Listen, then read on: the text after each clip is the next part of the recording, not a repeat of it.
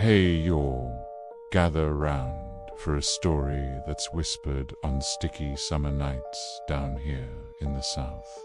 A tale that clings to the air like humidity and the smell of honeysuckle. Have you ever heard of the whispering bridge of Boggy Creek? They say if you stop your car on it at midnight, turn off the engine, and whisper a secret you've never told a soul, the bridge whispers one back. But be warned, some secrets are better left buried in the bayou. Our story starts with a young historian named Elias Vance. Elias wasn't from around here.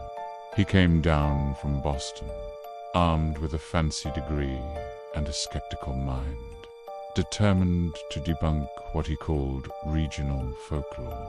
He saw our stories not as living, breathing things, but as dusty artifacts to be catalogued and explained away. He heard about the Whispering Bridge and decided it would be the centerpiece of his new book, a perfect example of rural superstition. He rented a small cabin just outside the town of Port Blossom, a place where time seems to slow down, where Spanish moss hangs from ancient oaks like gray, tired ghosts. The locals were friendly enough, but tight-lipped. When Elias asked about the bridge, their smiles would tighten, their eyes would shift. Some things are best left alone, son, old man Hemlock at the general store told him, polishing a glass jar with a slow, deliberate motion. That bridge, it holds memories, and some memories have teeth, of course, that only fueled Elias's curiosity. He spent his days in the town's small, musty library, poring over brittle newspaper clippings and faded maps.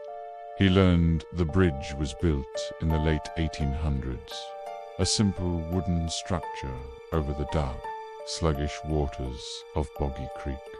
He found stories of misfortunes connected to a tower carriage accident, a lovelorn soul who vanished, a small child who wandered off and was never seen again. To Elias, these were just tragic coincidences, the kind of events that naturally attach themselves to local landmarks over time. He found one name that kept reappearing, Ilara. She was a woman from the turn of the century, known for her uncanny ability to find lost things and for her deep connection to the swamp. The papers called her a healer, a mystic. Some whispered she was something else entirely. She disappeared one night, and the last person to see her alive was a wealthy landowner who had accused her of leading his daughter astray with her swamp magic. The landowner's family built their fortune right here in Port Blossom, and their name, Devereaux, was still on half the buildings in town. Elias pieced together a tragic but logical story. Ilara was likely an outcast, a victim of small-town paranoia, who probably met a foul end near the creek. The whispers on the bridge, nothing more than the wind moving through the cypress trees and the old wooden planks. He was ready to write his conclusion, but something nagged at him, a detail he couldn't shake. In every account, Ilara was said to wear a locket, a simple silver oval she never took off. It was never found. The night before he was due to leave, Elias decided to do something he'd sworn he wouldn't. He was going to visit the bridge at midnight, not to test the legend, he told himself, but to soak in the atmosphere, to get some final color for his chapter. He drove his rental car down the winding dirt road, the headlights cutting through a fog so thick it felt like he was driving through clouds. The bridge appeared suddenly, a dark silhouette against the moonless sky. It was smaller than he'd imagined, and the air around it was heavy and still. The chorus of cicadas and frogs that had been his constant companion fell silent. He parked in the middle, just like the legend said. He felt a ridiculous thrill, a shiver that was part cold and part something else. He turned off the engine. The silence was absolute, pressing in on him. He sat there for a long moment, feeling foolish. "Okay, Elias," he muttered to himself. "Time to debunk." He leaned out the window and, with a smirk, whispered a secret into the night.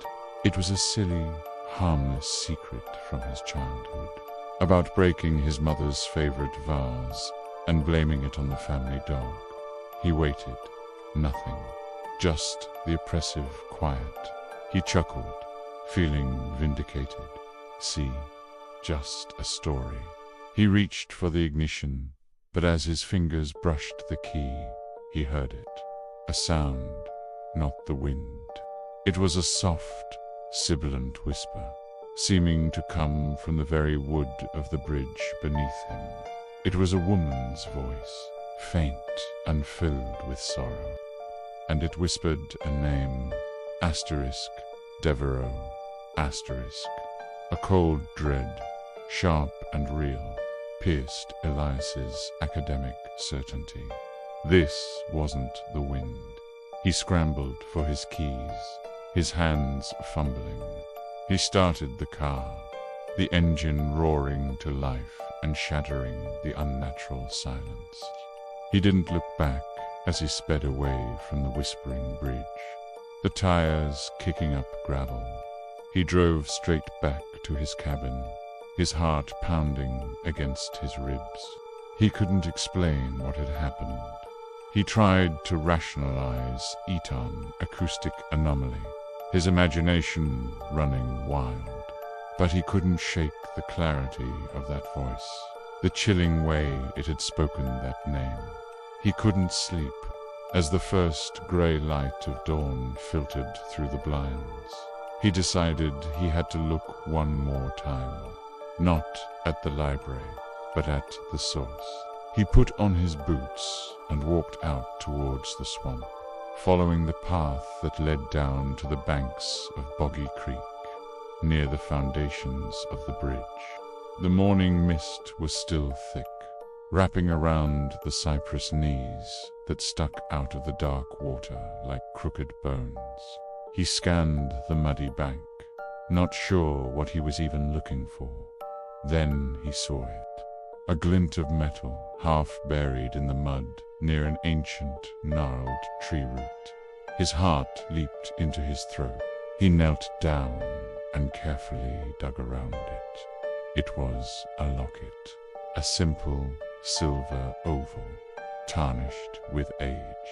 It was a perfect match to the descriptions of the one Ilara wore. With trembling hands, he pried it open. Inside, there was no portrait. Instead, on one side, a tiny, intricate drawing of a rare swamp orchid was etched into the silver. On the other side was a single, engraved word, a word that made the blood drain from his face.